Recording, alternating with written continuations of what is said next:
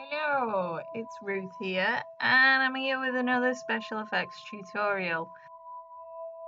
This is a relatively new technique that I've just learned to do, and I hope you enjoy.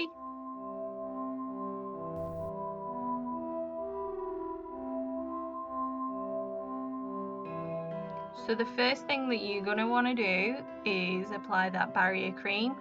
This is to make sure that your skin's protected from all the special effects stuff you're going to be applying.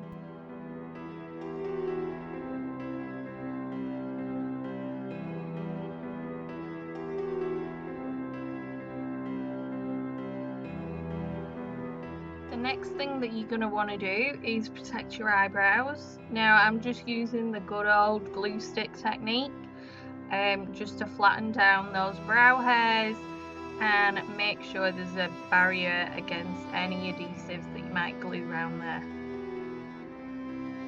The next stage is to get some sculpt gel. Now this is a silicone paste that you mix together A, B and Z part.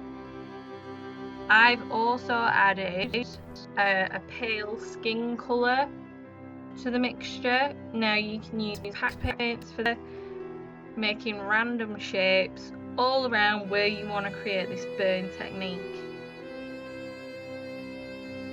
Now because it's a burn scar, this pale silicone colour is going to form sort of the scar tissue that you would form if you got a burn.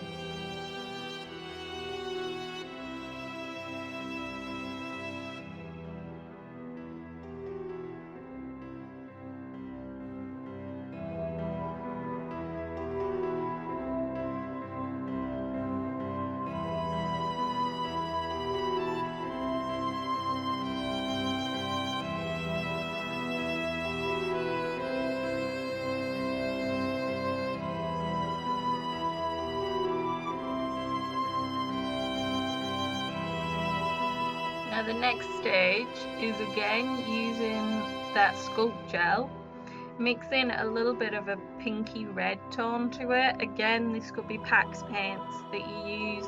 If you can't get a hold of them, a little bit of acrylic will do.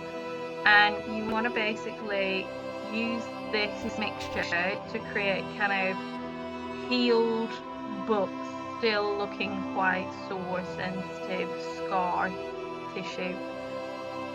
You want to keep the shapes where you place in this quite random.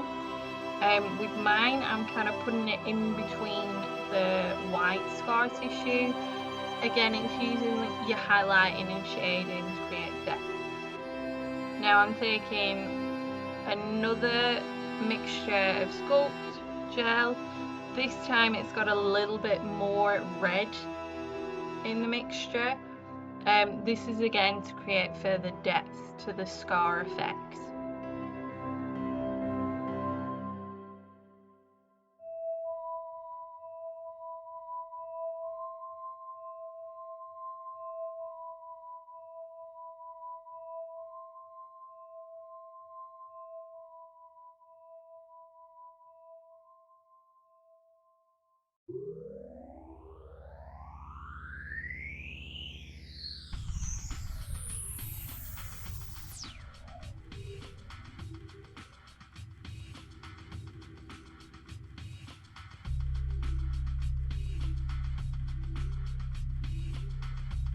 Okay, so the next stage is again taking that sculpt gel.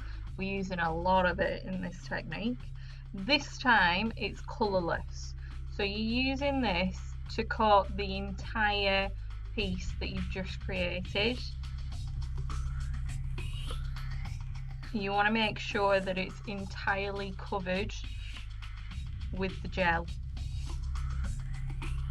And you're going to take some bold plastic and you're going to basically use that colourless sculpt gel to attach this bold cap plastic. Now you need to work quite quickly at this stage because whilst it's still wet, you can actually move the bold cap plastic around and create that kind of wrinkled and dimpled effect that you would get if you had a burn scar. You want to keep it quite random again, but you want to make sure that the bowl cap plastic covers the entire sculpt gel that you've just laid out. I do really like this new technique that I've just learned, because it's kind of showing the scar structures underneath the skin. So by laying those first couple of coloured layers and then putting the bowl cap plastic over the top, it's kind of cool because it creates that mimic of skin. Now I'm repeating the application of the clear sculpt gel and applying that bowl cap plastic. Now you need to make sure that whatever bowl cap plastic that you get, that it is quite thin and translucent. You can make your own by getting some of Kryolan's Glatzan and just coating a couple of layers on a flat surface and peeling it off. That's how I made this one, or you can buy some pre-made bowl cap plastic.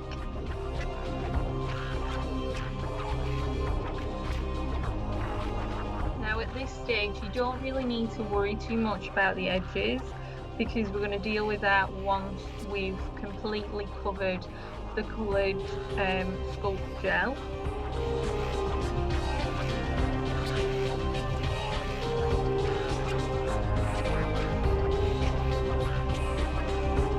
This is the stage where we're going to deal with those edges. Now because we've used bowl cap plastic, you can just melt the edges off using some alcohol. I put it on a brush because it allows me to kind of melt those edges a little bit more delicately, and you can see I'm just melting off all those edges. I'm also melting a couple of bits in the center just to create a little bit more dimension.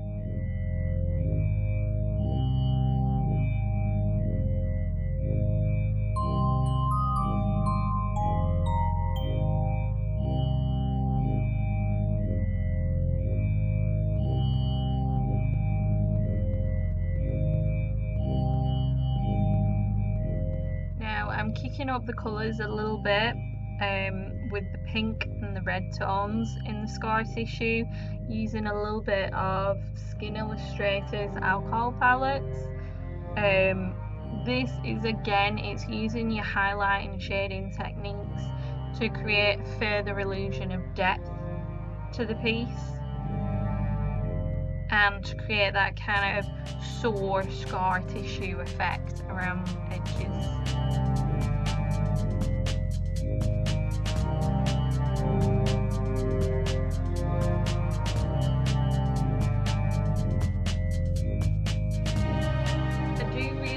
This effect, you can create quite a realistic kind of burn scar casualty effect, or as Halloween's coming up, you can kind of amp it up a little bit more and create like a Freddy Krueger style character. You can take it right the way across the entire face. You can create more red tones to it for more of a horror effect, or you can keep it more realistic, depending on what you want to create, really.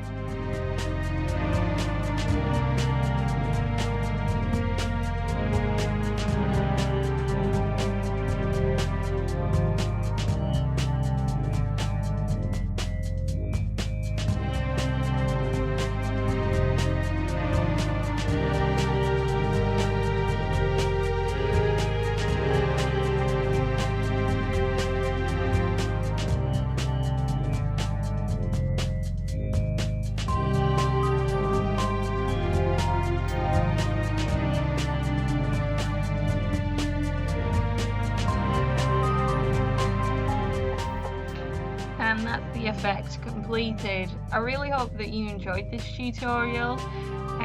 If you do, please could you put a like and make sure that you're subscribed. I will be doing some makeup looks, some more special effects looks, as well as some more advanced prosthetic looks. If you want to look at my past creations, just take a look at some of the playlists that I've created on the channel. Thanks a lot, guys. I'll see you next time. Bye!